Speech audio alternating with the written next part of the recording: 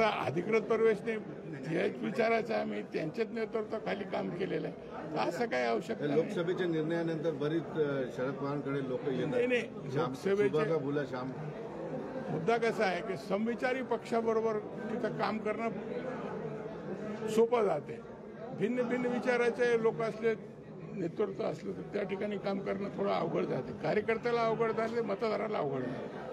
अजित पवार त्या माहोलात काम करतात. नाही, आता त्यांची ते काम करतात, ते बी फुलेशाह आंबेडकरच्या विचारानेच काम करतात, पण त्या ठिकाणी दोन्ही बाजूनं जे पक्ष आहेत त्याच्यामुळे सगळेच आमच्यासारखे आणि अल्पसंख्याक विचाराचे कार्यकर्त्याचे, धर्मीचे विचाराचे कार्यकर्त्याचे फार विटंबना होती आणि फार अवघड जाते काम करणं.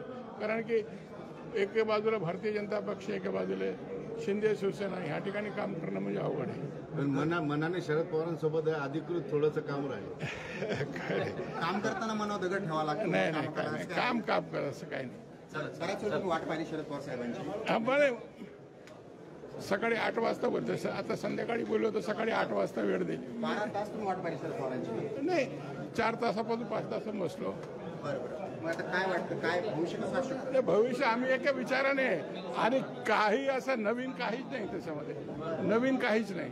म्हणजे लवकरच मोठी बातमी ऐकायला मिळेल, लवकरच मोठी बातमी ऐकायला मिळेल का आता? आता मी म्हणलो ना आपल्याला की भाई सकाळी 8 वाजता भेटणार आहे, भेटल्यानंतर पुन्हा आपल्याला